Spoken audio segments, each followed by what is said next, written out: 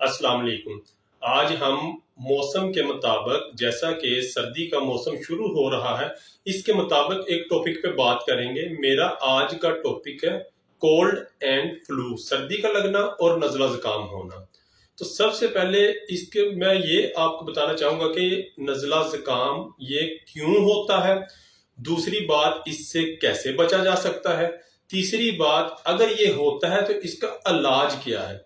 सबसे पहली बात तो ये है फ्लू, जिसको हम नज़ला ज़ुकाम भी कहते हैं, और सर्दी का होना, ये एक वायरल डिजीज है। ये एक वायरस की वजह से होती है। फ्लू का जो वायरस सबब बनता है उसको इन्फ्लुएंजा वायरस बोला जाता है। और आमतौर पर जो कोल्ड, जिसको हम सर्दी का लगना कहते हैं, ये एक रिहीनो वायरस की वजह से मसला बनता है। अब मेरा कहने का मकसद ये है, जैसे ही सर्दी का मौसम शुरू होता है, हर दूसरा तीसरा शख्स इस चीज की कंप्लेन करता है, उसको है।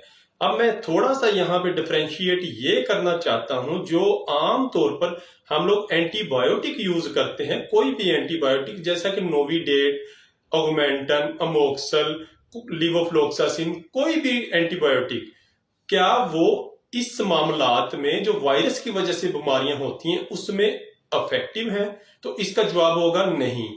कोई भी एंटीबायोटिक वायरल डिजीज में वायरस की वजह से बनने वाले मसले मसाइल में इफेक्टिव नहीं होती। तो यहाँ पे मेरा कहने का मकसद ये है, अगर किसी को नज़ला या सर्दी की शिकायत होती है तो उसको एंटीबायोटिक बिल्कुल भी इस्तेमाल नहीं करनी चाहिए, क्योंकि unnecessary medication is injurious to health. गैर जरूरी अद्वियात का इस्तेमाल आपकी सेहत के लिए नुकसानदेह है। अब आगे की बात ये आती है कि इसका इलाज कैसे किया जाए। अगर तो नज़ला ज़ुकाम और सर्दी एक कॉमन लेवल की है, स्टार्ट लेवल की है सिम्टम में, आप उसमें पैनाडोल CF एक टैबलेट होती है जिसमें पैरासीटामोल, क्लोरफिनरामिन और सीडोएफिड्रिन साल्ट शामिल होता है। आप वो पैनाडोल CF टैबलेट यूज करें। पैनाडोल CF से क्या होगा, फ्लू में ये होता है कि पेशेंट अक्सर कंप्लेन करता है कि मुझे जुकाम के साथ बुखार है, पट्टों में खिंचाव आ रहा है, सर में दर्द है या गले में दर्द है। तो कहने का मकसद ये है, पैनाडोल CF में पैरासीटामोल फार्मूला आपके टेम्परेचर को कंट्रोल रखेगा। उसमें क्लोरफिनरामिन जो एक एंटीहिस्टामिन साल्ट होता है वो आपको एलर्जिक सिम्टम से बचाएगा, और सीडोएफिड्रिन जो साल्ट है वो नेजल कंजेशन और ब्रोंकोस्पाज्म के लिए इफेक्टिव होता है। नेजल कंजेशन मतलब नाक का बंद हो जाना, ब्रोंकोस्पाज्म मतलब गले में पेन वगैरह को रिलीफ करता है। अब इस टैबलेट के अलावा आपको किसी दूसरी एंटीबायोटिक की जरूरत नहीं है।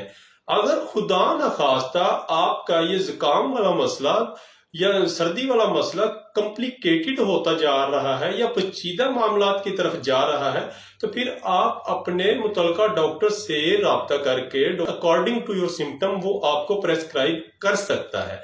मेरा वीडियो बनाने का मेन मकसद ये है कि आम कॉमन फ्लू एंड कोल्ड में आपको किसी एंटीबायोटिक की ना तो जरूरत होती है और ना ही वो एंटीबायोटिक आपके लिए इफेक्टिव होती है।